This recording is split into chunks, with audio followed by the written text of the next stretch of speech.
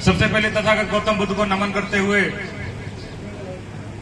जिस महापुरुष की आज हम जयंती मना रहे हैं, बाबा साहब को नमन करते हुए मंच पे उपस्थित अतिथिगण का आभार प्रकट करते हुए कि इस हॉस्टल को जो मार्गदर्शन आपके द्वारा मिल रहा है, ये बदलाव की ओर जो अग्रसर हो रहे हैं आपके मार्गदर्शन से, इसका बहुत बहुत आभार। और यहां पर उपस्थित हमारी बहनें, नौजवान साथी, आप सभी का बहुत बहुत आभार और बाबा साहब की जयंती की बहुत बहुत बधाई।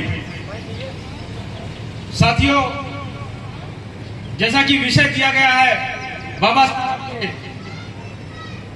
समाज के लिए नेतृत्व, प्रेरणात्मक कार्य एवं समग्र समाज के लिए डॉक्टर अंबेडकर का योगदान। साथियों, सबसे बड़ा योगदान बाबा साहब का इस देश के लिए यह है कि जिस समाज को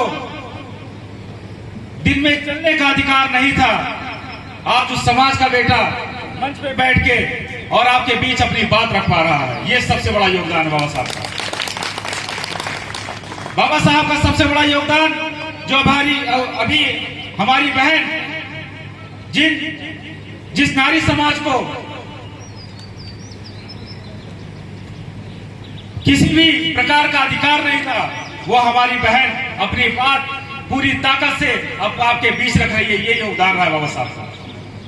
साथियों, जैसा कि अभी हमारे साथी ने बताया कि किस ओर आज हमारा देश जा रहा है, किस ओर आज हमारे समाज का नेतृत्व जा रहा है।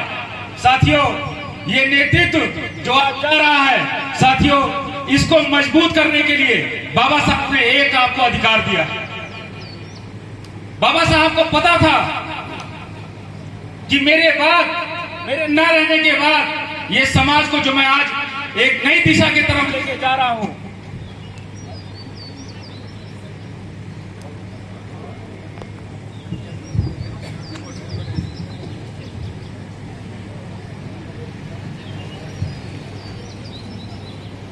हेलो,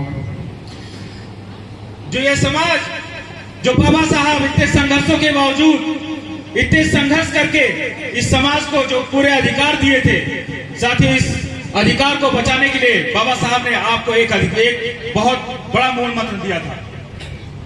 साथियों, आज बाबा साहब की जयंती है और आज आपको और हमको एक प्रण लेना होगा कि बाबा साहब ने जो अधिकार दिया है, जिसकी बदौलत हम अपनी पीढ़ियों की रक्षा कर सकते हैं, अपनी बहनों की सुरक्षा कर सकते हैं और इस देश को बुलंदियों तक लेके जा सकते हैं। साथ ही वो अधिकार है एक वोट का अधिकार। आपने देखा होगा कि जिस तरीके से एक चूक के बदले आज हमारी बहनें मणिपुर में सुरक्षित रही हैं, आज हमारी बेटी उन्नाव में चीख रही है, आज हमारी बेटी तमाम जिलों में आप देख रहे होंगे सुरक्षित महसूस नहीं कर रही है। साथियों, अगर अपने भाई को, अपनी बहन को अगर सुरक्षित रखना है, अगर अपने भाई के अगर चेहरे पे अगर आप मूंछ सुरक्षित रखना चाहते हैं, अगर उनको शिक्षा की ओर बढ़ाना चाहते हैं, तो साथियों, उस एक मत का आपको सही उपयोग करना होगा। साथियों, क्योंकि आप देख रहे हैं कि आपके बीच से ही 131 लोग जाते हैं सदन में, लेकिन क्या वो आपकी जब अधिकार को जब छेड़ा जाता है, जब छीना जाता है, तो क्या उस पर बोलते हैं? आपने देखा होगा, मैं अभी बिहार का मैं देख रहा था, एक परिवार का एक गार्जियन दूसरी जाति का और दूसरा गार्जियन दूसरी जाति का। साथियों, उस पे भी आपको जो आरक्षण की जो सीटें मिलती हैं, उस पे भी डाका डालने की तैयारी। ये सोचने की जरूरत है साथियों, किस तरीके से ये तमाम षड्यंत्र करके आपको रोकने की साजिश चल रही है। लेकिन साथियों, हमको जब मौका मिलता है तो हम किसी भावनाओं में बह जाते हैं, किसी लालच में चले जाते हैं, हम पुराने लोगों पे फिर से विश्वास करते हैं। साथियों, ये चूक नहीं करनी है। साथियों, अगर पुराने लोगों पे हम विश्वास करेंगे तो फिर से पुराने की तरीके से फिर से हमारी असमत लूटी जाएगी, हमारे अधिकार छीने जाएंगे, उनके मुंह से फिर से एक शब्द नहीं निकलेगा, उसके जिम्मेदार हम और आप फिर स्वयं होंगे। हम फिर से इंतजार करेंगे कि फिर से कब बारी आएगी। साथियों, ऐसे कब तक हम अपने पीढ़ियों की कुर्बानी देते रहेंगे। आज जो बाबा साहब का जो योगदान है, आज बहुत अच्छा लगा जो बाबा साहब ने जो योगदान की बात की थी, जो मान्यवर साहब काशीराम जी ने जो 15 बनाम 85 की बात की थी।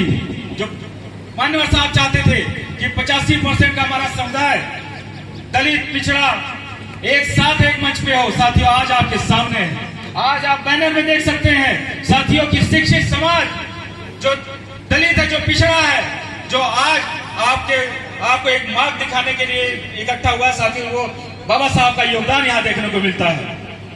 जैसा कि अभी पूर्व के हमारे प्रोफेसर साहब ने बताया कि रोटी और बेटी का संबंध होना चाहिए। साथियों, ये 100% होना चाहिए। साथियों, अगर ऐसा नहीं करते हैं तो यह हमारी सबसे बड़ी भूल होगी जो हमारे पूर्व के नेताओं ने कहा है।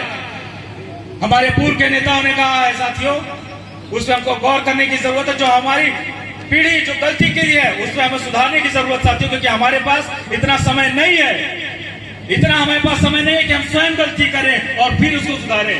हमें साथियों आज जरूरत है, क्योंकि आज डिजिटल इंडिया है, तो हमको डिजिटली तरीके से सोचना पड़ेगा, हमको तार्किक होना पड़ेगा। हमें पुराने लोगों की गलतियों को स्वयं उस पर अध्ययन करके उसको सही करना होगा। हमको गलती नहीं करना है साथियों, क्योंकि जो आपके अधिकारों को जो छीनना चाहते हैं वो आपसे दुगनी रफ्तार से चल रहे हैं। और आज हमको और आपको एकजुट होकर के एक मंच पर खड़े होने की जरूरत है। साथियों, बहुत बहुत धन्यवाद। इस मंच का बहुत बहुत आभार, जो बार बार सम्मान दिया जाता है। बहुत बहुत धन्यवाद, आभार।